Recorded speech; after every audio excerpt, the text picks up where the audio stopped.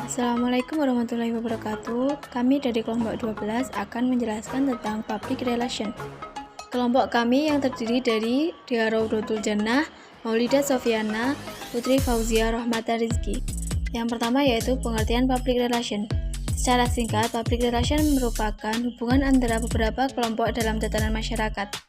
Sedangkan secara khususnya, public relation merupakan suatu manajemen dari berbagai hubungan antara suatu lembaga dengan publiknya atau pihak yang bersangkutan.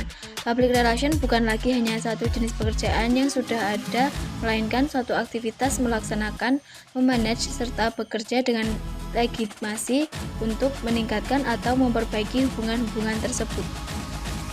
Selanjutnya, pengertian public relation menurut para ahli.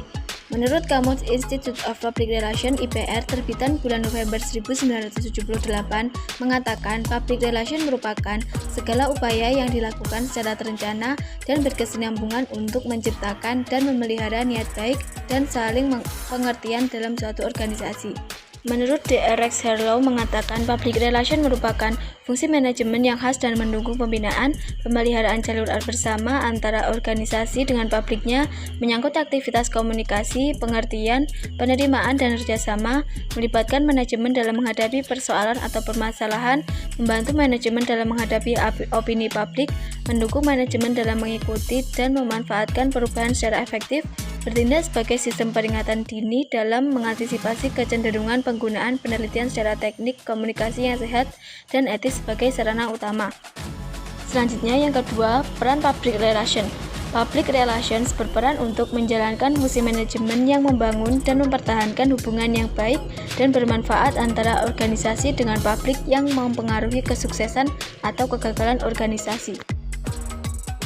Ada beberapa fungsi dominan yang harus dilaksanakan seorang public relations sejati, antara lain berperan 1. Technician communication. Kebanyakan praktisi masuk ke bidang ini sebagai teknisi komunikasi. Deskripsi kerja dalam lowongan pekerjaan biasanya menyebutkan keahlian komunikasi dan jurnalistik sebagai syarat. Teknik komunikasi disewa untuk menulis dan mengedit newsletter karyawan, menulis news release dan feature, mengembangkan isi web, dan menangani kontak media. Yang kedua, expert prescriber communication. Ketika para praktisi mengambil peran sebagai pakar atau ahli, orang lain akan menganggap mereka sebagai otoritas dalam persoalan public relation dan solusinya.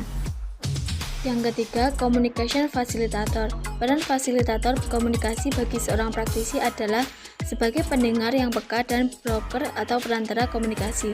Fasilitator komunikasi bertindak sebagai perantara atau liaison, interpreter, dan mediator antara organisasi dan publiknya.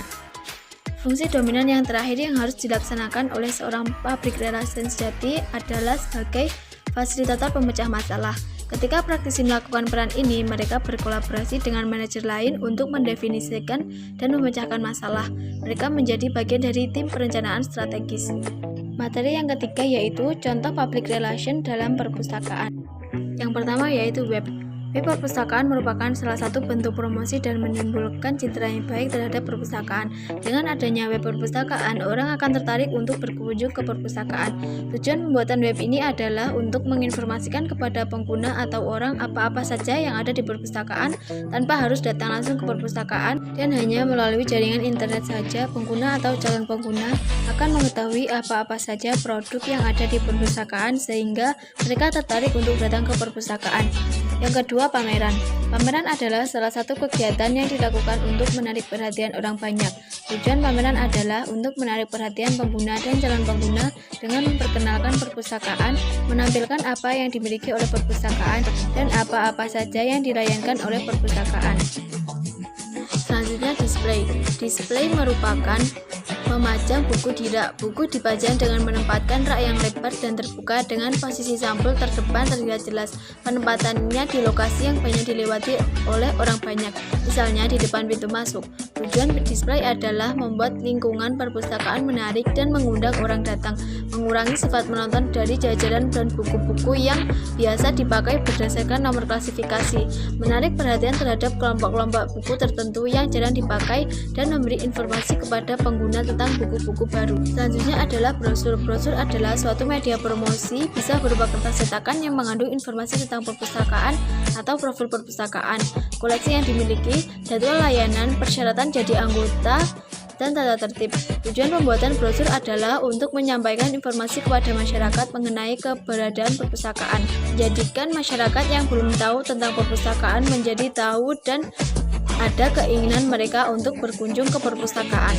Selanjutnya, ceramah. Ceramah merupakan kegiatan di mana satu orang berbicara di depan sejumlah peserta pada suatu waktu tertentu mengenai topik atau tema tertentu. Ceramah bertujuan untuk mempromosikan layanan apa saja yang ada di perpustakaan. Melalui ceramah, perpustakaan dapat melakukan apa yang disebut sebagai proses pendidikan pemakai, sehingga perpustakaan dapat membimbing pengguna dan calon pengguna bagaimana menggunakan dan memanfaatkan layanan yang ada. Dengan ceramah bisa menunjukkan kepada umum bahwa perpustakaan aktif melaksanakan berbagai kegiatan yang akan mempengaruhi citra yang baik. Selanjutnya, desain interior. Desain interior perpustakaan yang baik akan menjadikan perpustakaan menjadi indah, sejuk, nyaman, sehingga menimbulkan kesan baik bagi pengguna yang datang. Yang keempat, mengapa public relation penting diterapkan di perpustakaan? Public relation penting diterapkan di sebuah perpustakaan sebab peran public relation sangat menentukan berhasil atau tidaknya tercapainya sasaran atau tujuan dari sebuah lembaga. Perpustakaan sebagai sebuah organisasi yang dalam operasionalnya bersentuhan langsung dengan publik sudah sepantasnya mulai menaruh perhatian yang serius terhadap public relations. Maka dari itu, dengan keberadaan public relations di perpustakaan, khususnya perpustakaan perguruan tinggi, yang mana publiknya adalah orang-orang intelek, sudah sangat relevan untuk pengembangan public relations ini. Peranan public relations di perpustakaan perguruan tinggi diharapkan dapat menjawab kebutuhan pengguna sehingga dalam penyelenggaraan layanan kepada pengguna dapat mengetahui sejauh mana efektivitas kebijakan yang telah dikeluarkan oleh perpustakaan. Yang kelima yaitu apa saja komponen program public relation khususnya di perpustakaan. 1. Analisis situasi dan kondisi serta mengidentifikasi permasalahan yang dihadapi perpustakaan. Kegiatan ini meliputi A. Menganalisis apa yang terjadi. Maksudnya bagaimana perpustakaan perguruan tinggi secara keseluruhan yang berhubungan dengan perpustakaan.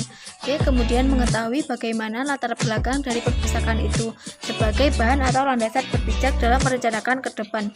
C. Menganalisis mengenai permasalahan dari komunikasi yang ada. D. Memilah permasalahan yang ada dan mendudukkan permasalahan mana yang termasuk ke dalam permasalahan public relations. Yang kedua yaitu penentuan objek sasaran. Dengan situasi yang ada, sumber daya yang kita miliki, dan prioritas yang telah kita tetapkan menentukan apa yang dapat kita usahakan untuk mencapai sasaran. Dalam hal ini, kemampuan kita dituntut untuk mampu menganalisa seberapa besar kemampuan kita untuk mencapai target. Sudah tentu hal yang mendapat perhatian di sini adalah kondisi sumber daya yang dimiliki perpustakaan, baik sumber daya manusia maupun sumber daya lainnya. Hal yang sangat diperhatikan adalah mengenai koleksi pustakawan, sarana dan prasarana pendukung penyelenggaraan layanan perpustakaan kepada pengguna, khususnya mahasiswa. Juga diperhatikan bagaimana penerapan teknologi informasi yang telah ada untuk dapat menunjang kelancaran layanan. Yang ketiga yaitu identifikasi dan analisa konsumen. Kelompok konsumen yang sedang dihadapi yaitu mahasiswa yang syarat dengan kebutuhan terkini akan informasi dan bagaimana seharusnya berkomunikasi dengan mereka, apakah sifat-sifat, kebutuhan, dan minat mereka. 4. Formulasi pesan. Pesan apakah yang paling cocok dengan masalah sasaran kita, sifat-sifat, kebutuhan, dan minat dari mahasiswa sebagai pengguna perpustakaan yang diajak berkomunikasi. Yang kelima yaitu pemilihan media komunikasi.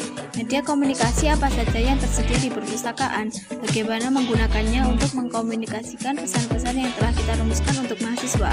Dalam hal ini, teknik model komunikasi sudah menjadi keharusan untuk diterapkan sehingga apa yang dikomunikasikan dapat seefektif mungkin. Yang keenam yaitu perlu dirancang tentang perencanaan dan pengembangan program dari perpustakaan perguruan tinggi, termasuk dalamnya dibahas mengenai pembiayaan, evaluasi, dan pelaporan hasil tindak lanjut dari program tersebut. Sekian dari kelompok kami, kurang lebihnya kami mohon maaf. Wassalamualaikum warahmatullahi wabarakatuh.